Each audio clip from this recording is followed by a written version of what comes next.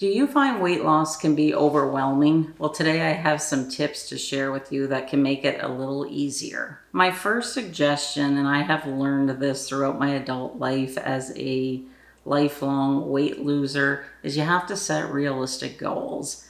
And I am very hard on myself, and I tend to set goals that are a lot bigger than I think what is manageable. So it's taken me up to almost 56 years old to figure this out, and I'm happy with it now. You want to start with small, achievable goals. And whenever you achieve a goal, you're just going to feel so proud and you're going to feel like energized and you just want to continue on to the next goal. So rather than setting a goal of I want to lose 50 pounds and not celebrating any success until I get to the 50 pounds, I set more realistic goals. Perhaps that looks like lose 5 pounds in a month. Maybe it's go for 3 15-minute walks in a week. Just set small goals that you can achieve, and that just really boosts the self-confidence and it just makes you want to achieve even more. Tip number 2 is focus on sustainable changes. So instead of opting for quick fixes and the new diet of the day, concentrate on making long-term lifestyle changes that are attainable, that you can stick with, and that can easily become a part of your life. Because, okay, I make a goal, I'm gonna lose 50 pounds. So if I'm doing one of those quick fixes, well, what happens when I get to the 50 pounds? I don't have any tools in my toolkit to keep me going. So then oftentimes what's happened to me in the past is I just put the weight back on and even more.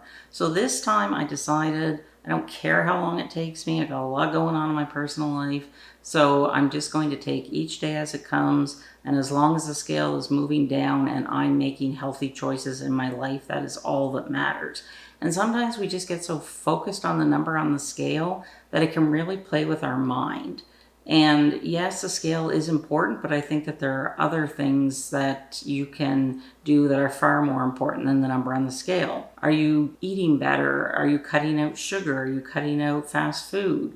Are you moving your body, at least a few times a week? Those are far more important, I believe, in, is just stressing about the number on the scale. Because sometimes, especially as we're older, we have, lots going on with our hormones. I can easily retain a couple of pounds of fluid in a day. So if I step on the scale and I see that I'm up a couple of pounds, I don't stress out because I know tomorrow it's probably going to be gone. There's just things that we're fighting in our body as we're aging, and losing weight isn't as easy as it was when I was 20. I could lose 5 pounds a week. Well, now maybe it's 5 pounds a month. So focus on, are you wearing smaller clothing?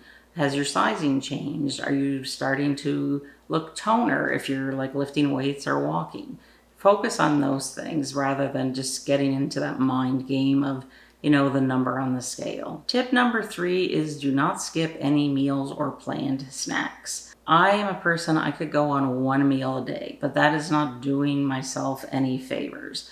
And what I've learned by working one-on-one with a dietitian is she has me on 3 meals a day plus 2 planned snacks. And at first I thought there's no way I'm going to lose weight, following this method, because this is way more food than what I already eat in a day. But it does work, because the reason why is I'm not eating drive-through food. I still eat it occasionally, but not as often as I was. And I'm eating better quality food and, having snacks so to keep my blood sugar level and I don't get those spikes at 3 p.m. when I want a chocolate bar, and I'm not going to be happy until I get that chocolate bar. So eat your 3 meals a day. They don't have to be big meals, and put 2 planned snacks into your day as well. The next tip is to practice portion control. Portion control plays a significant role in weight management. Learn how to control your portion sizes to avoid overeating and promote a balanced diet. Again, go check out my balanced plate method of losing weight. It is really the first time in my life that I am following a plan that I am not hungry on, that I'm not getting those weird cravings, and it's a plan that I'm happy on. And today I've lost 23 pounds. Prioritize a balanced diet. A balanced diet that includes a variety of whole foods, fruits, vegetables, lean proteins, and healthy fats is key to achieving sustainable weight loss. Eating like this will help keep you feeling full and satisfied and you'll be less likely to binge on unhealthy, processed, sugary food. My downfall has always been candy. I'm a candyaholic. I can't just stop at one, so I no longer bring them into my house. The other downfall of mine was eating highly processed food at like drive-through. And I think part of the reason why is I've just had such a high stress level in my life that just going through a drive-through, I have found for me, is almost like a pacifier. It just soothes me. It's not that the food is great. Most of the time it's just crap. It's not that healthy, right? It's greasy. You could prepare much better at home. But it's just about almost like getting a quick fix. And sometimes when I'm driving around in the city and I look at like Starbucks or Tim Hortons or Burger King, any drive-through place, they're always busy. And I wonder to myself, why are these people like always lined up? There's always a huge lineup. And I think part of the reason why is in today's society, we just want it now. We want a quick fix. We don't have any patience. But also I think that maybe we're stressed, we're sad, we're angry, uncertain. So people just reach for something that in that moment is going to bring them peace and to calm them down. And in my case, push the emotions down. And because I'm an emotional eater, I made a video about that. You can go check it out.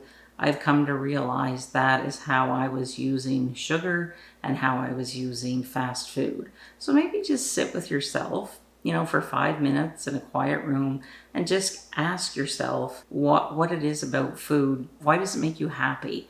And I do have a little trick to share with you.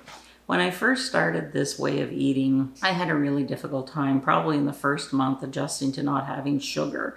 And I would get headaches and I'd get that 3 o'clock, where I needed that fix, and I'd get grouchy because I didn't have any sugar in my house. And I decided, you know what? One day I really wanted a milkshake. So I said, you're not getting the milkshake today. But if you go 24 hours and you still want the milkshake in 24 hours, get in the car, go to Dairy Queen and get the milkshake. Because I know from past experience, I will eat everything in the house and I'll still have whatever it is I'm craving. And I can tell you 99% of the time, I forgot about the milkshake the next day, so I didn't have it. Try it. It's really a simple trick, and I find that if I can trick my brain thinking, okay, she said I will get it tomorrow, that when tomorrow comes, my brain's forgot all about it, and we've moved on to something else. The next thing you want to do is you want to make your plate, your meals really colorful. We don't want to eat all brown, like boring food. We want pops of color, some nice green salad greens, broccoli, maybe some orange pepper, some red potatoes. Just add color to your diet. So focus on incorporating a variety of fruits, vegetables, and whole grains into your diet. If it looks pretty on the plate, it's going to look really inviting, and a lot of the times we eat with our eyes. So if food is presented very nicely, it really, I think, makes you think that the food tastes a lot better than what it does, if that makes sense.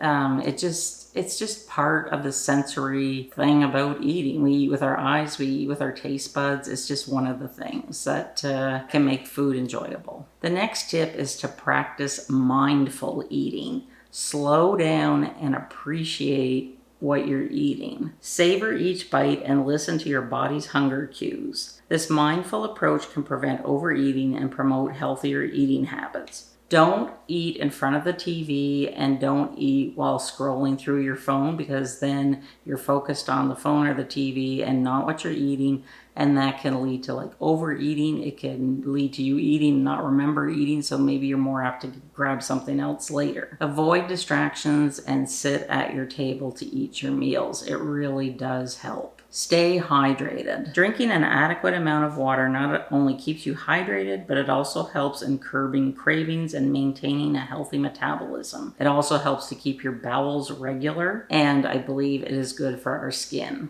Find an accountability partner. Having a friend or family member join you on your weight loss journey can provide support, motivation, and accountability when things get tough.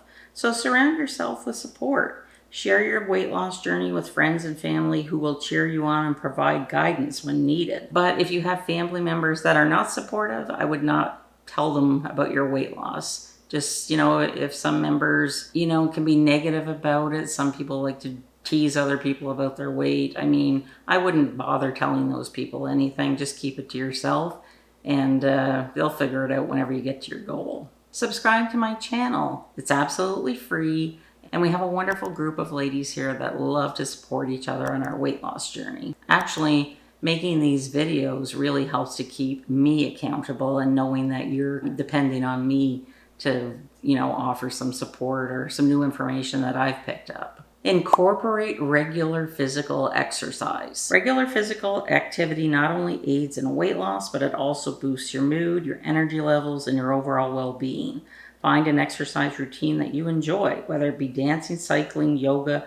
Make sure that it brings you joy. There's lots of free walking videos on YouTube. You might have some walking DVDs that you can pop in and, do those in the comfort of your own home. I'm working out 3 times a week using the Copilot Fitness app, where I have a personal trainer and she tailors programs to me, and I have chosen to focus on lifting weights and also on stretching because I find that my hips are getting tight and I really need help in stretching so that as I'm aging, I'm mobile. And I'm also walking outside. And I've started a little walking for weight loss challenge. I'll put that video here. If you want to join, it's free. There's no set time frame. It's just really for motivation.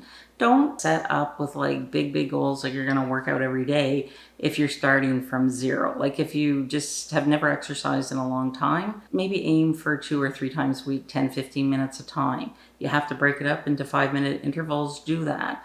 Just do it in a way that it's going to boost your confidence and it's going to become a part of your life and not a chore. Because I think that's what happens a lot of time with exercise, is like, ugh, one more thing I have to do. And I know I won't do it because I'm stubborn. But I really do enjoy lifting the weights. And yes, there are days where I don't want to do it. And once in a while, I will push it to the next day.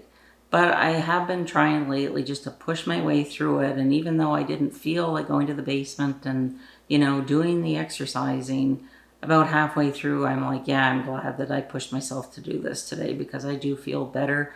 And I'm going to know that I'm going to look toned and be stronger. Set aside time for yourself. Practice self-care, whether it's taking a relaxing bath or going for a walk in nature. Paint your nails if you like painting your nails. Don't focus on your weight all the time.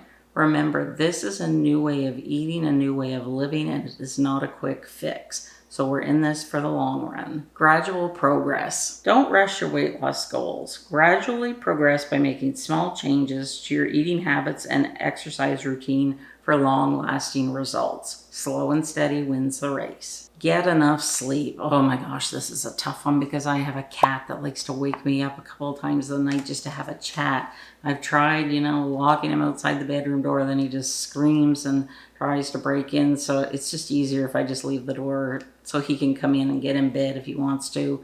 But he just wants to come and chat and wake me up. So getting enough sleep is something that I really struggle with. You want to aim for 7 to 8 hours of uninterrupted sleep each night to support healthy weight loss. Turn off your electronics an hour before going to bed, or they have a nighttime setting where it goes dark and it's not so bright on the eyes. Read a book, meditate. Just calm your mind so you can sleep. And can somebody please tell Buddy, my cat, that I need 7 to 8 hours of uninterrupted sleep? You want to celebrate NonScale victories. And if you have ever attended a Weight Watchers meeting, you know what NSV means, NonScale victories. So those are things that aren't concentrated solely on the scale. Maybe you went for a walk. Maybe you fit into a smaller top. Those are non-scale victories. Weight loss isn't solely measured by numbers on the scale. By celebrating your non-scale victories, such as feeling more energized, increased stamina, smaller clothing that you can fit into, that really does a lot to boost your confidence and make you to commit to this new way of living. Be kind to yourself. Remember that weight loss is not a straight line. It is up and down and all around. It's a journey. So it's really important to speak to yourself kindly, to give yourself grace, to have patience. Don't expect miracles. Don't expect, to drop 10 pounds in a week. Maybe some people can, but I know that I cannot. So you really have to accept that Be grateful for your body. Be grateful that you are here. Be grateful that you are breathing, that you can move. We all have things to be grateful for. And whenever you're feeling down on yourself, just remember that. Maybe you could do 10 minutes a walk for somebody that cannot walk anymore, somebody that's not here. You know, it really puts things into perspective that we really need to appreciate our bodies instead of always like being negative about our bodies. It's really important to be thankful, be kind to yourself, and that's really going to change your mindset, and it's really going to help you on this weight loss journey. So if you are new here, I will link my 50-pound weight loss playlist here. Go check it out. I also have some recipes in there, some what I eat in a day. Now that summertime is coming, I'm probably going to film some more what I eat in a day type videos because I just feel more like doing it now than in the winter time. So if you haven't subscribed, please click that subscribe button. And thank you so much for spending your time with me today. I appreciate each and every one of you. Bye.